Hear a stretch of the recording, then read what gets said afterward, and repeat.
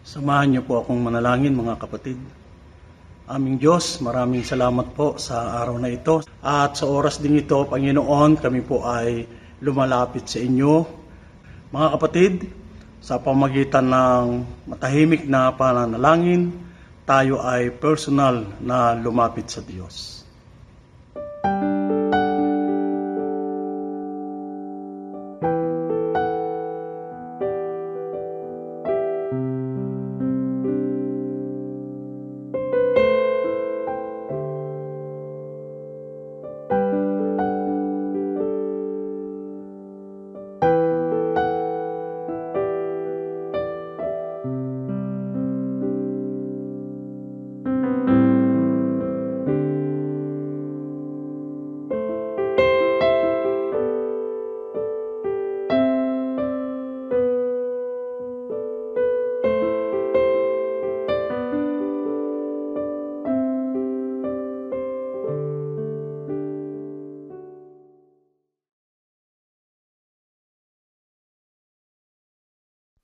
Purihin, purihin, purihin ang Panginoon sa araw na ito. Taste and see that the Lord is good. Father, we worship you, we glorify you, and we honor your holy name sa lugar po na ito. At patuloy po namin aawitin ang inyong pong kabutihan at ang inyong pong pag-ibig sa amin pong mga buhay.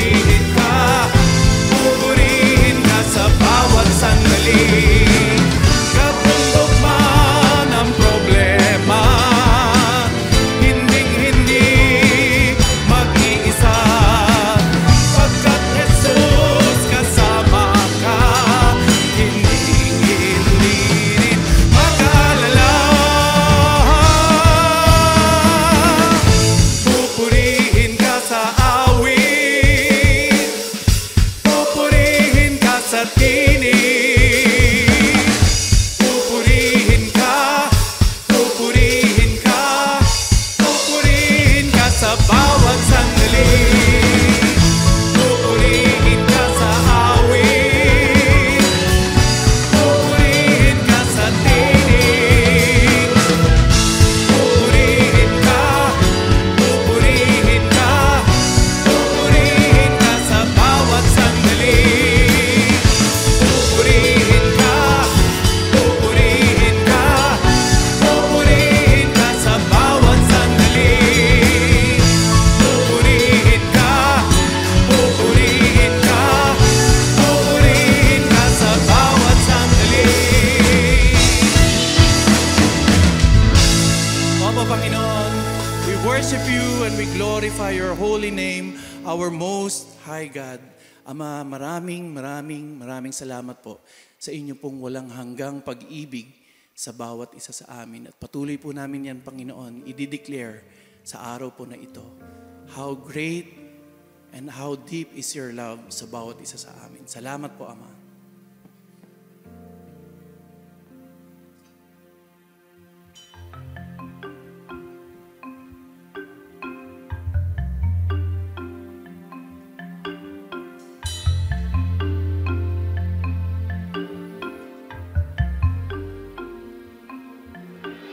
Sa aking paglalakbay sa buhay na ito, may isang bagay sa puso'y aking natanto. Kahit anong hirap ang dinaranas ko, ang katiyakan sa aking di naglalaho. Ang bawat hakbang ko nga ay may kabuluhan, kahit minsan ay hindi ko maintindihan. Dahil sa pangakong di niya ako bibitiwan, kahit sa pagsubok mayroong ding kagalakan.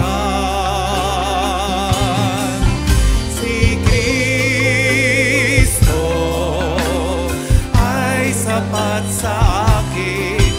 Si Kristo siya'y sapat sa akin.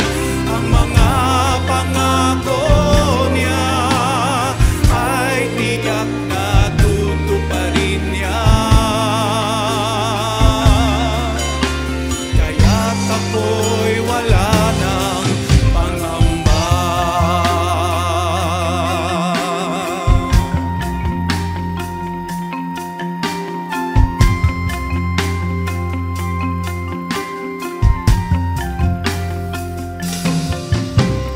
Ang daang tungo sa buhay na walang hanggan, tulad ng paglalakbay sa karagatan, pag-ihip ng hangin at buhos ng ulan. Ang pananampalataya dapat tibayan. Ang Diyos na tapat sa atin ang siyang nangako na hindi niya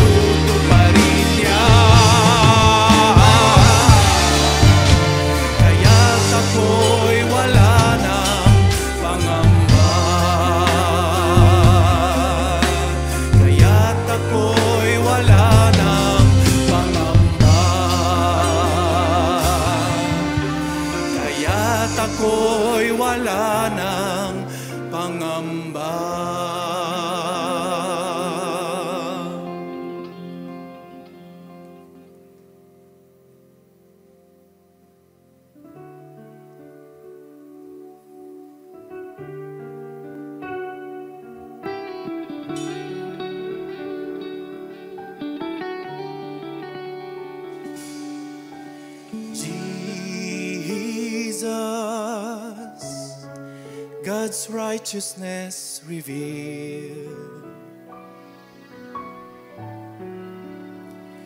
The Son of Man, the Son of God, His kingdom comes. Jesus, redemption sacrifice,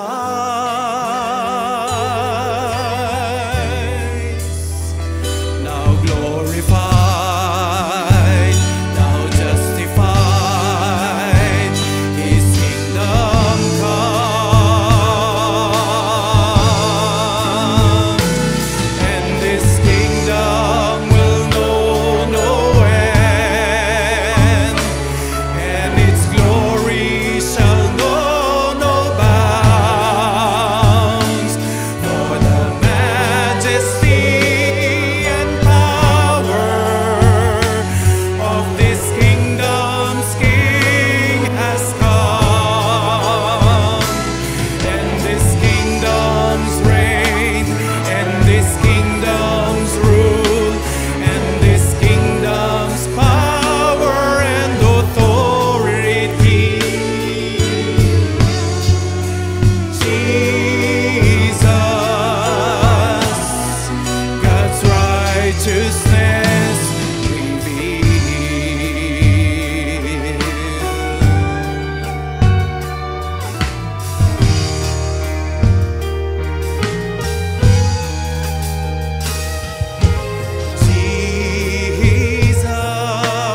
Jesus, the expression of God's love,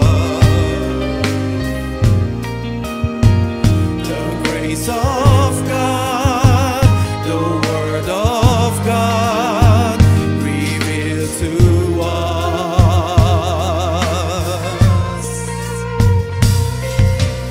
Jesus, God's holiness displayed,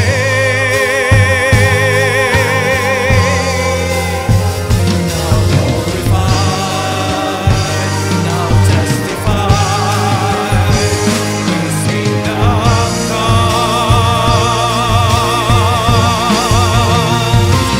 and this kingdom will know no end,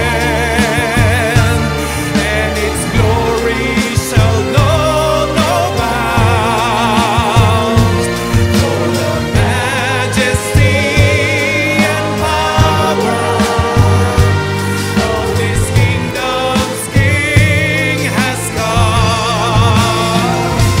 and this kingdom's reign, and this kingdom's rule, and this kingdom's power and authority.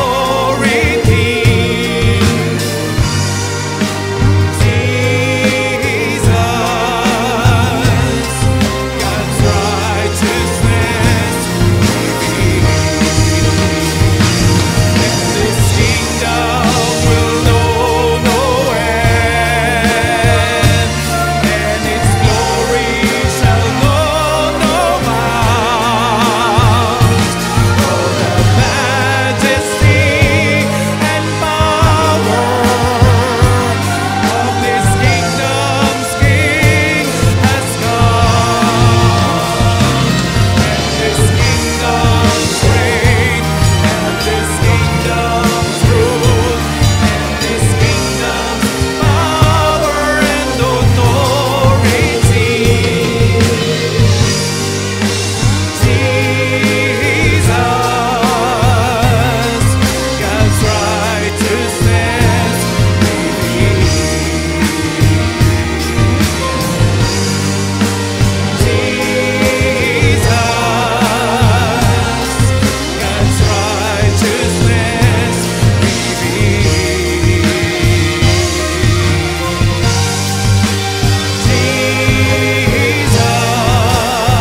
Jesus, God's righteousness revealed. Father, we give you all the glory and all the honor and all the praises sa tanging pangalan lamang ng aming pong Panginoong Yesus.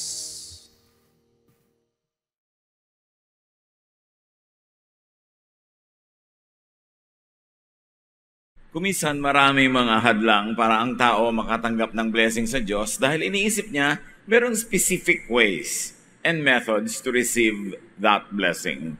Samantalang pwedeng dumiretso sa Diyos through the Lord Jesus Christ. Ito ang tema ng ating pag-aaral. Pinamagatan natin, stirring water or the living water. Yung kumakalaw-kaw, gumagalaw-galaw na tubig ba o yung buhay na tubig? Salamat Panginoon dahil kayo ay patuloy na nagtutuwid, nagpapalakas sa amin. Ngayon, linisin niyo nga po kami, pakilinawin ang aming isip, at tumanggap kami ng pagpapala, pagpapagaling mula sa inyo. Be our speaker. Teach us, Lord. Help us to understand you more so we can live life according to your will. In the name of your Son, Jesus, we pray with thanksgiving. John 5:1-7. Pagkaraan ito'y pumunta si Jesus sa Jerusalem upang dumalo sa isang pista ng mga Hudyo. Sa lungsod na ito, na malapit sa pintuan ng mga tupa, ay may malaking deposito ng tubig na may 5 portiko. Kung tawagin ito sa wikang Hebreyo ay Bethsata. Nasa paligid nito ang maraming may sakit, mga bulag, mga pilay, at mga paralitiko. May isang lalaki doon na 38 taon na may sakit. Nakita siya ni Jesus at alam niyang matagal nang may sakit ang lalaki, kaya tinanong niya ito, "Gusto mo bang gumaling?" Sumagot ang may sakit, "Ginoo, wala pong maglusong sa akin kapag gumagalaw na ang tubig. Papunta pa lamang ako ay may nauna na sa akin." Mayroong isang lugar sa Jerusalem at mayroong mga remains ito up to now na pwedeng madalaw kung gustong siyasatin at tingnan. Ito ay kinikilala nung unang panahon na lugar ng Himala kasi ito ay may tubig na bumubukal. Naliligid ito ng mga porches, mga porticos. Kung in other words, nilagyan na nila ng mga parang building at mga shelter sa paligid dahil naging puntahan ng mga may sakit. Yung mga may sakit nakaabang doon, ang tagal-tagal na nakatunganga sa tabi ng tubig dahil may mga panahon na biglang nabubulahaw yung tubig, gumagalaw, kumikilos, it steers. At sa panahon lang na yon, yung kauna-unahang lumusong ang gagaling. So you can imagine, ang lahat nag-uuna-unahang lumusong, talo na agad ang pasyente natin na ngayon ang ating main character kasi lumpo. Mabuti sana kung puro galis ka lang, madali naman tumalon sa tubig. Ikaw na agad ang makakatanggap ng pagpapala o may iba ka pa mga reklamo sa buhay. Pero yung lumpo, sabi niya, 38 taon na po akong aabang-abang. Pero tuwing kumakalaw-kaw yung tubig, when the water steers, nobody lifts me up to bring me into the water. So may nauna nang tumatanggap ng pagpapala. So it's about stirring water. Siyempre, may mga scientific explanations then why this water steers every now and then. Ang mga tao unahan. May tanong si Jesus, very, very interesting. Sabi niya, "Gusto mo bang gumaling?" Iba naman ang sagot ng paralitiko. "Ang tagal-tagal ko na pong nandito, pero wala naman nagbubuhat sa akin para ako ilusong sa tubig." Sana sinabi na lang niyang yes. But why? And why did it take so long for this paralytic to be healed? Kasi sa kanya, ang paggaling ay yung mauna rin siya sa paglusong. Nilimitahan niya ang kanyang sarili, sinunod niya yung pattern, yung mold na sinusundan ng lahat, and that is unahan. And though you might believe in the power of God, there is something ungodly na nag-uunahan kayo para kung sino lang mauna siya ang mapagpala. Kaya ang tagal-tagal na niyang nakapila doon, hindi naman siya gumagaling-galing. John 5:8-9. Sinabi sa kanya ni Jesus, "Tumayo ka, buhatin mo ang iyong higaan at lumakad ka." Noon day gumaling ang lalaki, binuhat ang kanyang higaan at lumakad. So here we see Jesus, the living water, instead of the stirring water, or what you might call religious props and idols. Kung yung mga tao naniniwala pa, dapat meron akong holy water, dapat ako merong blessed crucifix, dapat meron akong ganito, meron akong ganun. Kailangan pa akong mag-pilgrimage sa ganitong lugar, sa ganong bundok, sa ganong syudad para ako magdasal. Kailangan pang ganito at ganon ang isuot ko, ganitong kulay. Katulad din yan, itong stirring water na to. May mga requirement na dapat masunod mo para ka tumanggap ng pagpapala. At hindi ako magtataka kung sa paligid ng tubig na yon ay meron ng mga collection boxes, meron ng mga religious leaders na nangongolekta ng mga koleksyon sa mga taong naghahantay ng himala. Siyempre, kahit saan may pilgrimage, kahit saan merong pinapaniwalaan na merong himala ang Diyos, may koleksyon.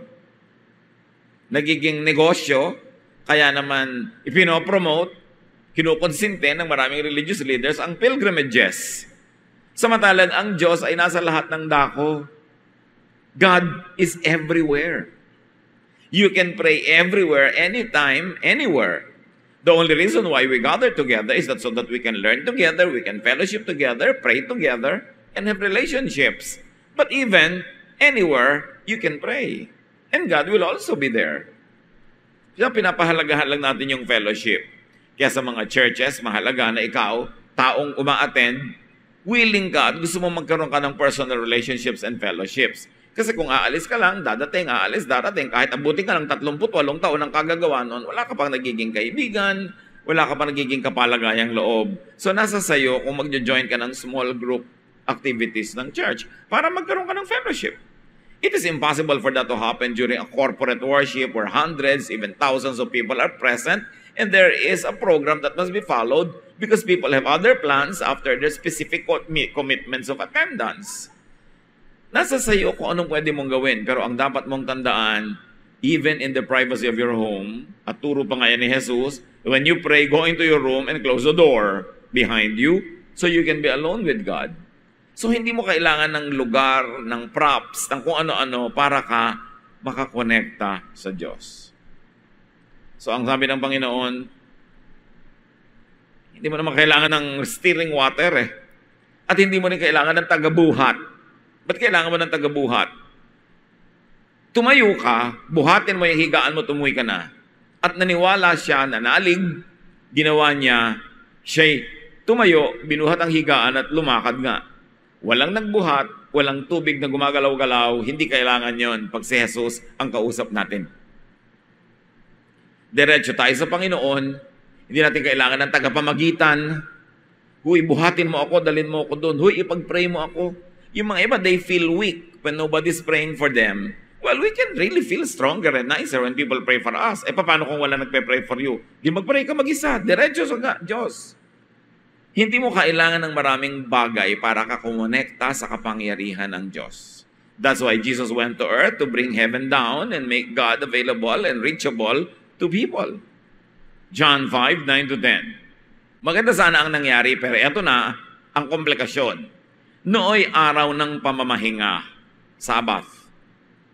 Kaya sinabi ng mga pinuno ng mga Hudyo sa lalaking pinagaling, araw ng pamamahinga ngayon, labag sa kautusan na dalhin mo ang iyong higaan. Itong mga religious leaders na hindi nakatulong sa kanya ng 38 taon, hindi naman siya binubuhat para ilagay sa tubig pag ito'y gumagalaw, hindi naman siya ipinapanalangin, walang ginagawa para sa kanya. Ngayon siya ay nakatayo na at buhat ang higaan, hindi man lang sinabing, wow, nakakalakad ka na. Hindi ang sabi, alam mo ginagawa mo, bawal Bakit mo bawal? Sabat ngayon. Hindi ka dapat magbuhat ng higaan. So healing or the law and technicality. These people are concerned with technicalities, with methods, with systems, with control of people. They're not really concerned about the well-being of people. Kasi kung talagang sila ay nagmamahal sa mga tao, kahit man lang saglit, malilimot na lang yung technicality at ang mangingibabaw sa kanilang kalooban ay kaligayahan dahil finally gumaling ang taong ang tagal-tagal nang nag-aabang ng paggaling niya. But the leaders didn't care about that. They were concerned about the technicalities of the religion. They were concerned about obedience to their specific laws. And never mind if you're suffering forever, basta obey the laws. At ngayong finally gumaling na, hindi nila yun binigyan ng pansin, ang minalaki nila ay yung pagbubuhat ng tao sa sarili niyang higaan. John 5:11. Ngunit sumagot siya, ang nagpagaling po sa akin ang nagsabing buhatin ko ang aking higaan at lumakad ako. Nakita niyo tong taong pinagaling, idiniin pa si Jesus. Palibas at siya pinapagalitan, ba't ka nagbubuhat sabat ngayon? Yung po nagpagaling sa akin ay nagpabuhat. Halos kulang na lang sabihin niya, siya ang pagsabihan niyo. Siya po ang dapat sisihin, hindi ako. So, sinong dapat sundin? Yung powerless and unhelpful, unconcerned religious leaders? Or Jesus who heals? Itong mga kwentong ito, laging may very powerful symbolic significance. Lagi kayong may pagpipilian. Okay, susundin ko ang technicality, Sabat ngayon, hindi ako dapat magbuhat. Pero para hindi makapagbuhat, dapat wag akong gumaling. So, ganun na lang. Huwag na lang akong gumaling para huwag akong makapagbuhat at huwag mag-break ang Sabat. O, susundon ko si Jesus na sinabi, tumayo ka, buhatin mo at umuwi ka na. In other words, indirectly, nalabag ang law of Sabbath. Because Jesus has a higher law. The law of love. Mahal kita, ang tagal-tagal mo na nagdurusa, hindi na kita pagbubukas-bukasin pa ng paggaling mo. Ngayon na. At alangan mang iwan mo yung higaan mo dyan, nakakalat. So buhatin mo, iwi mo. And the religious people found something very wrong with that. Ito namang tao, sabi niya, huwag po ako sisihin nyo. Yung nagpagaling sa akin ang may sabi niyan, sinunod ko lang.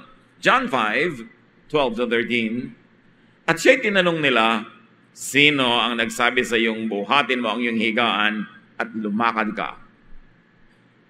Ngunit hindi alam ng lalaki kung sino ang nagpagaling sa kanya sapagkat nawala na si Jesus sa karamihan ng tao. Hinahanap nitong mga leaders na ito yung nagpagaling hindi para pasalamatan, hindi para purihin, kundi para usigin. But the person who was the recipient of blessing was underinformed, even underappreciative, at maraming ganyang recipients. Get and forget. Tanggap ng tanggap, hindi man lang inaalam kung sino may bigay at hindi man lang nakakapagpasalamat. John 5:14-15. Pagkatapos ito, nakita ni Jesus sa loob ng templo ang lalaki at sinabihan nitong, magaling ka na ngayon. Huwag ka nang gumawa ng kasalanan at baka masahol pa riyan ang mangyari sa iyo. Umalis ang lalaki at sinabi sa mga Hudyo na si Jesus ang nagpagaling sa kanya. Dahil dito, si Jesus ay sinimulang usigin ng mga pinuno ng mga Hudyo sapagkat nagpagaling siya sa araw ng pamamahinga. Pahamak na recipient ito. Nung nakita niya si Jesus sa templo, sinabihan pa siya para huwag nang bumalik ang sakit niya. Huwag ka nang babalik sa kasalanan mo. So obviously, yung naging dahilan ng kanyang pagkakasakit ay isang kasalanan. Pero hindi lahat ng sakit ay kasalanan ng dahilan. But in this particular case, sabi ni Jesus, huwag ka nang babalik sa kasalanan mo at baka bumalik pa yung sakit mo. So in his particular case, may direct relationship yung lifestyle niya sa kanyang sakit. Sabi niya, huwag ka nang babalik sa dati mong lifestyle at baka bumalik pa ang sakit mo. Si Jesus pala yung nagpagaling sa akin. Alam ko na ngayon, pumunta siya agad sa mga authorities. Alam ko na po kung sino nagpagaling sa akin. And in a manner of speaking, it was like, alam ko na po kung sino talagang dapat yung sisihin. Si Jesus ang nagsabi sa akin na buhatin kong higaan ko kahit Sabat. At sabi nga ng Bible, mula noon, sinimulan na nilang usigin si Jesus. In fact, pinagplanuhan na nilang patayin. Kawawa ang mga Israelites. Napaka-religyoso nila. Ilang beses silang nagdarasal maghapon. Napakatapat nila sa kanilang mga giving to the temple sa pagsunod sa kutakot-takot na batas. Tapos hindi naman sila mahal ng mga religious leaders nila at hindi naman talaga sila natutulungan. At ngayong tinulungan sila ni Jesus, si Jesus naman ang gustong ipahamak ng mga leaders na yon. Kasama na yung kanilang masigasig na pagpapairal ng kanilang mga batas kahit naman hindi effective. At nandun na rin yung selos, yung inggit nila kay Jesus dahil wala sila ng ganung uri ng kapangyarihan. It was the technicality of the law. Yun ang inuna at pinangibabaw nila. Ganyan ang legalistic at mababaw na pananampalataya. Hindi tinitingnan ng tunay na mahalaga at ang tinititigan, mga maliliit na bagay na sukat ay pinalalaki. Sabi nga nila, in the absence of big things, small things become big to small minds. Kaya pagka maliliit na bagay pinapalaki, ibig sabihin, walang malaking misyon, walang malaking halaga ang buhay niya, kaya yung maliit, lumalaki na lang. John 5:17, ngunit sinabi sa kanila ni Jesus, ang aking ama ay patuloy na gumagawa hanggang ngayon. At gayon din ako. Sabi kasi sa kanya, bakit mo pinabuhat yon? Sabat. Ang aking ama patuloy na gumagawa. Anong sabat-sabat? Sobra ang pangangailangan ng mga tao, sobra ang needs nila. We cannot afford na maging technical about this. Kailangan gawin na yung mabuti, gawin na. Tapos, pumasok yung ama and anak dynamics. Biglang sinabi ni Jesus, ang aking ama sa langit, ang Diyos, na sinasabi nyo'y sinasamban nyo, pero mini-misrepresent nyo, patuloy paling gumagawa. Tapos kayo ngayon, gustong-gusto nyo yung pahinga na yan, kahit hindi naman nakakatulong sa mga tao.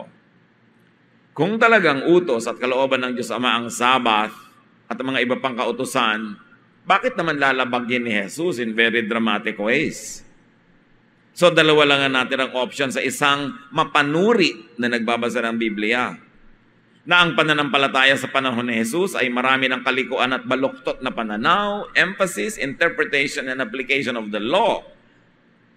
Or, Jesus was not right, that He was wrong in breaking the Sabbath.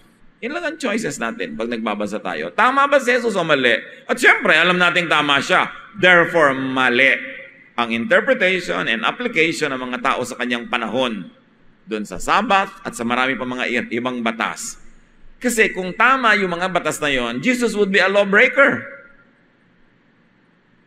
But Jesus said, I have not come to destroy the law, but to fulfill it.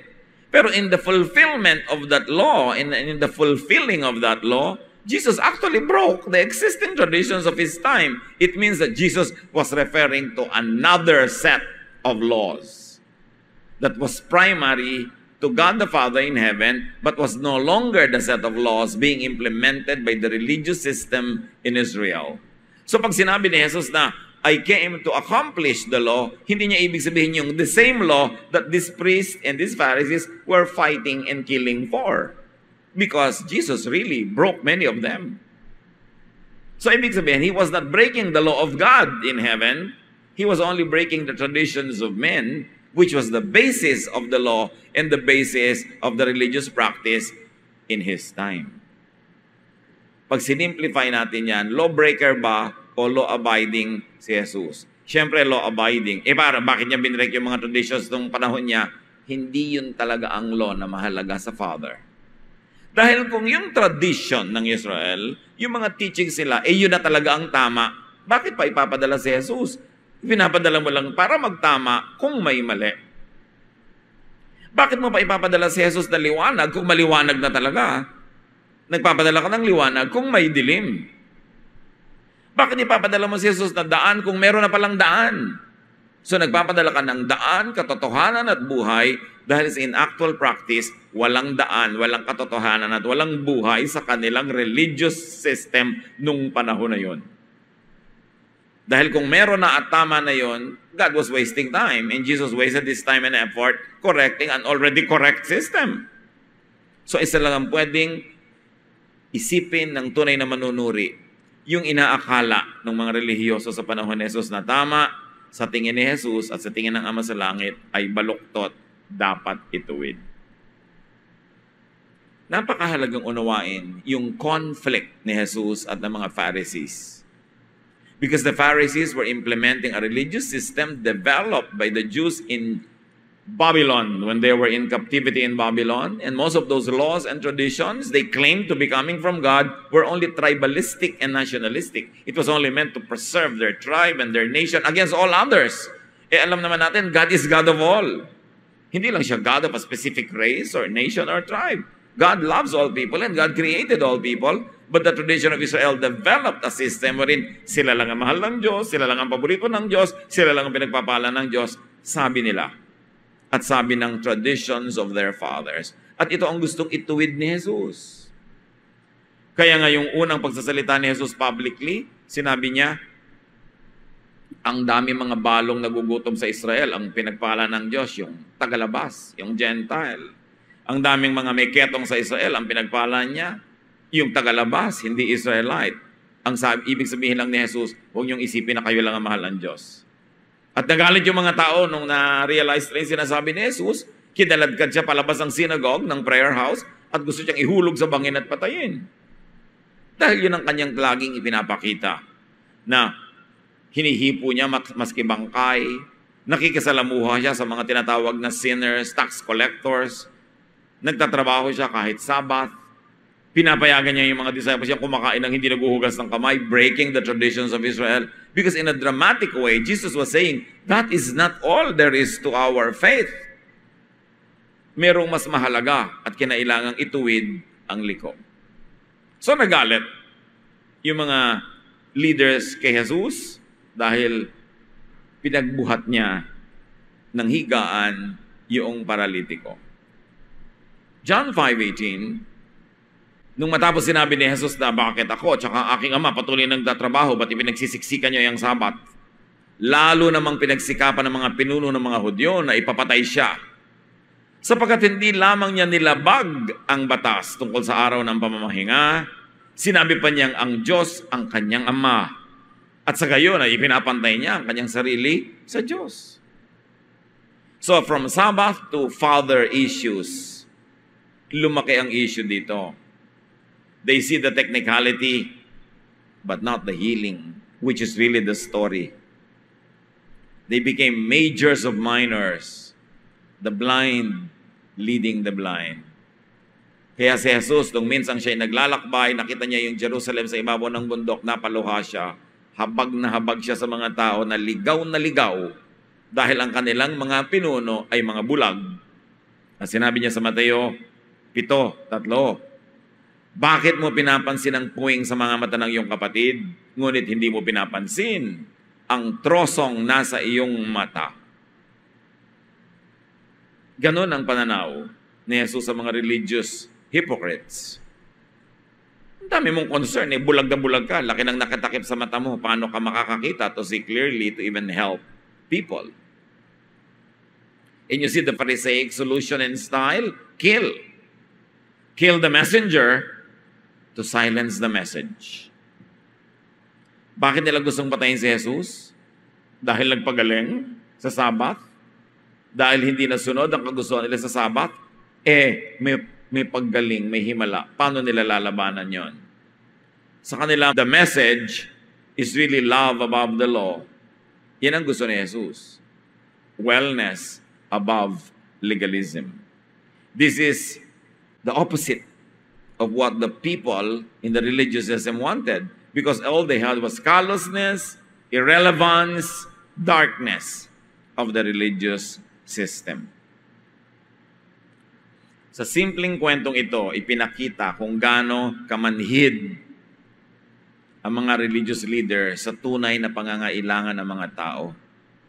Na dapat sana ipagbunyin nila ang paggaling ng taong ito, pero ang kinalang minalaki ay yung schedule kung kailan nangyari ang himala.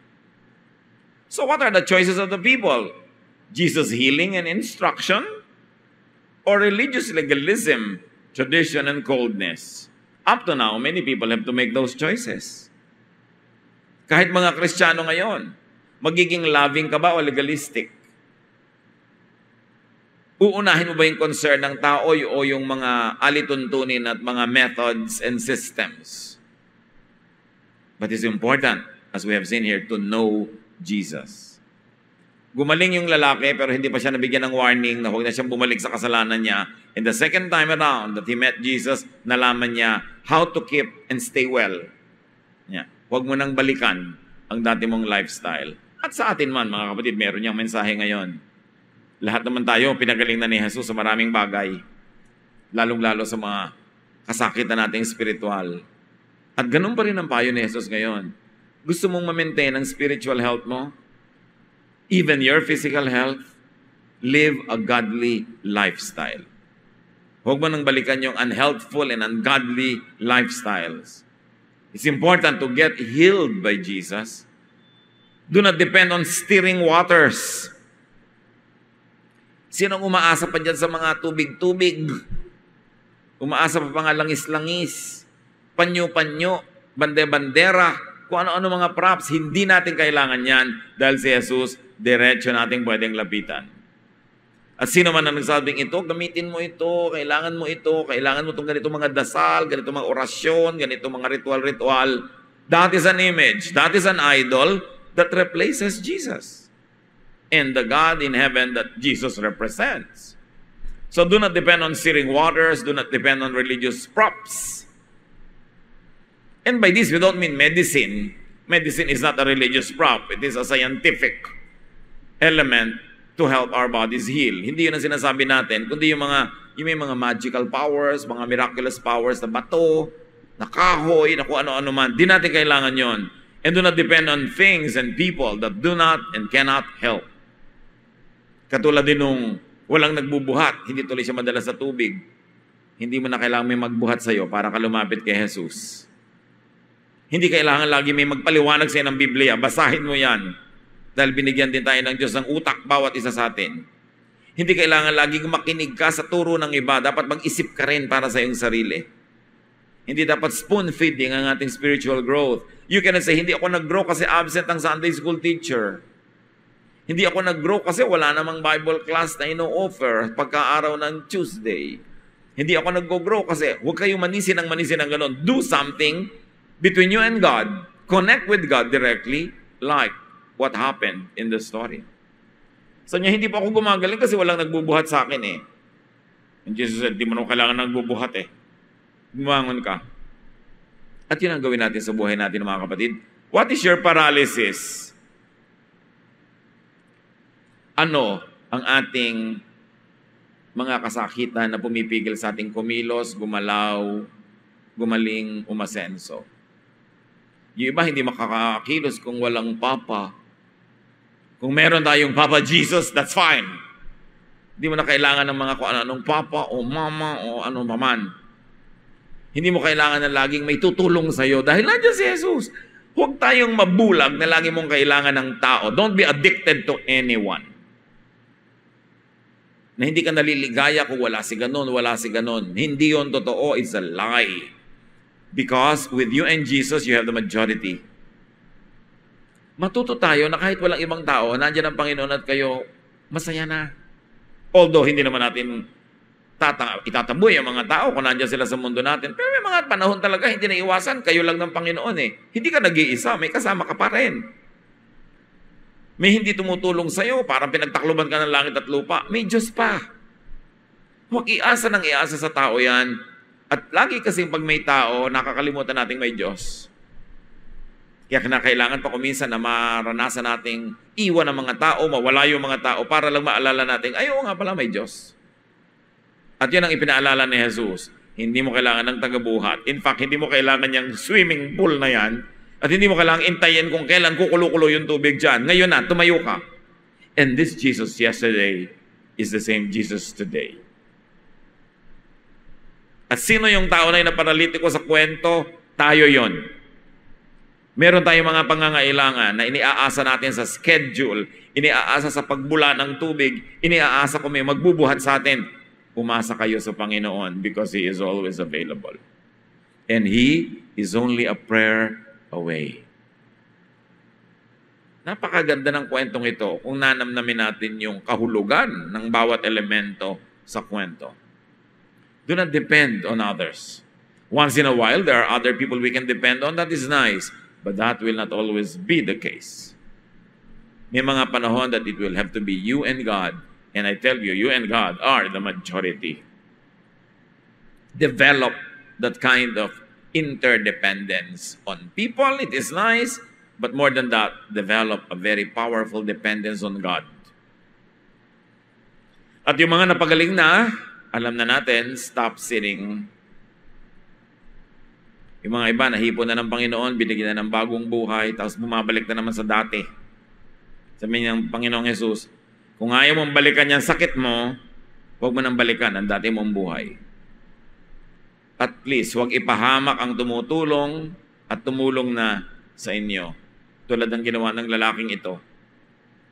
Kaya lagi sinasabi ni Jesus, pag pinapagaling niya yung mga tao, huwag niyo na ipamalita, huwag niyo na ipamalita. Kasi uusigin siya ng uusigin ng mga religious authorities. At suriin kung nakatutulong, kung nagpapagaling at nakapagpapalakas ang inyong religious practice. Tulad niya, ang tagal na niyang ginagawa yun, hindi naman nakakatulong sa kanya, pero tuloy pa rin niyang ginagawa. Suriin niyo lahat ng mga religious practices niyo kung effective. If it heals you of your physical and emotional and spiritual infirmities, and more than that, if it enables you and empowers you to be what God wants you to be.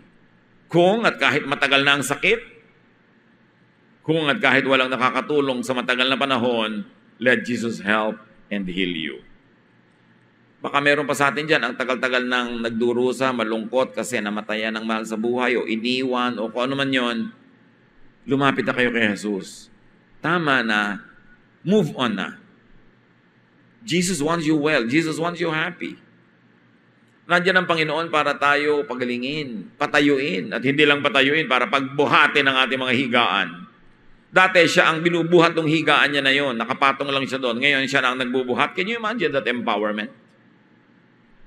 Huwag kayong laging umasa sa tulong ng tao, ang hingin niyo yung pagpapalakas ng Diyos so that you can be autonomous and independent.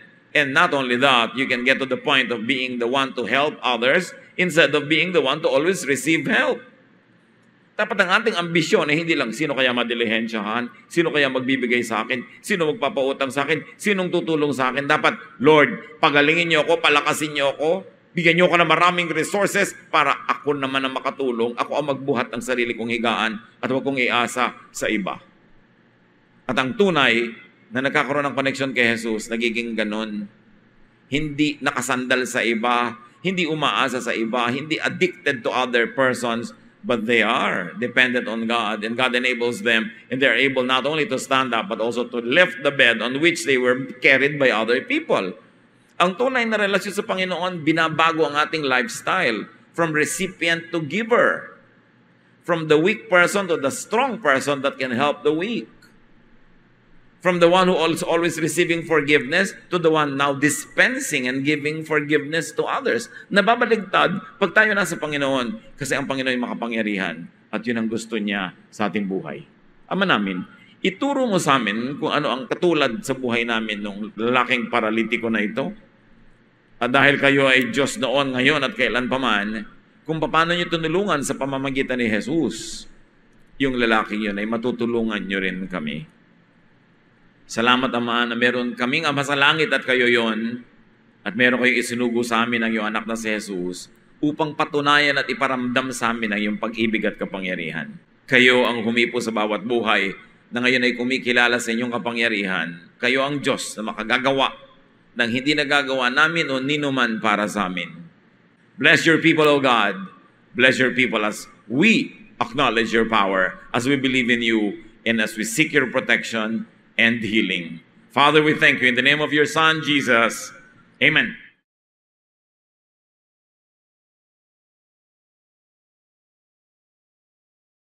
Aming Panginoon, maraming salamat po sa inyong mga salita, sa inyong pagtuturo, sa pagbibigay sa amin ng liwanag, gabay at katotohanan. Naranasan namin, Panginoon, na makalapit sa inyo ng may kalayaan at walang pag-aalinlangan. Malaya naming natatanggap ang mga biyaya ng inyong pag-ibig, ang kagalingan, ang katugunan sa aming mga dalangin at higit sa lahat ang kapahingahan at kapayapaan sa inyong piling. Sa sandaling katahimikan, patuloy po nating papurihan at pasalamatan ang ating Panginoon.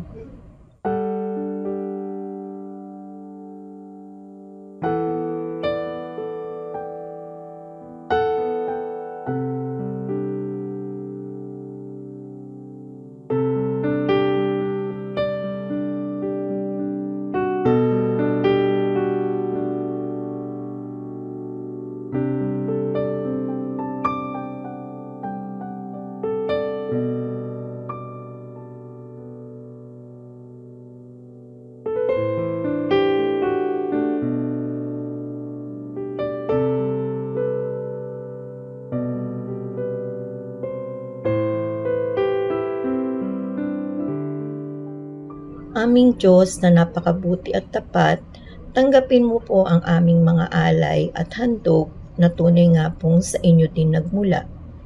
Bilang tanda ng aming walang hanggang papuri at pasasalamat sa dakila at matamis na pangalan ng aming Panginoong Hesus.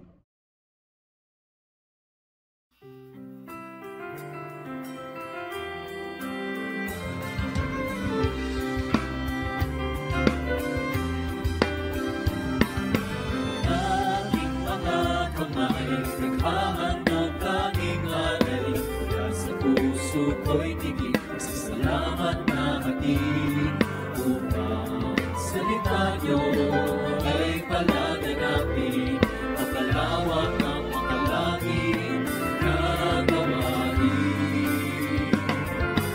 Tinig na umaawit, patuloy ang inihahatid, sa salamat na sinasabi, ang kalagay walang kapit. Upang sayang ibinabalik, para biyayang galing sa langit, tunay na mayaman, inyong pag-ibig. Ang aming alay, O Diyos, ay gagawin. Handog na pinakamahina, ang aming gagawin. Lahat ng ito'y sa inyo dinamdalin. Manalaan tungo sa inyong gawain. Aming alay, O Diyos, ay tanggapin. Handog na pinakamahina, ang aming gagawin. Lahat ng ito sa inyo dinamdalin. Nakalaan tungo sa inyong gawain.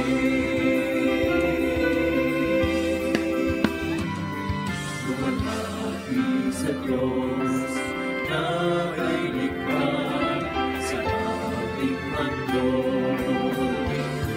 Alagon tulungan siya nawa. Siya nawa.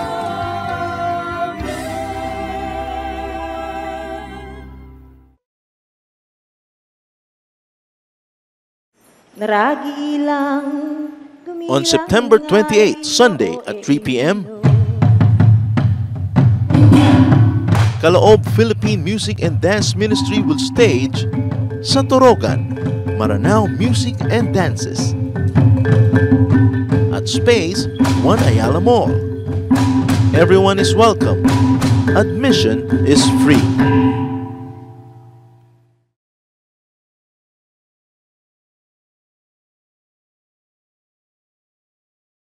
Aming Diyos, amin pong pinasasalamatan ang aming naging pakikinig sa umagang ito.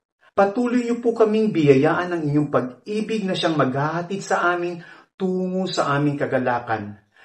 O Panginoong Diyos, patuloy ka nga pong mahayag sa aming mga buhay at ipabaon mo sa amin ang iyong mayamang pag-ibig, habag, kapayapaan at pagpapala. Taglayin namin ang kagandahan ng kalooban ng inyong anak na si Jesus at humayo kami ng may galak at kasiyahan. In Jesus' name,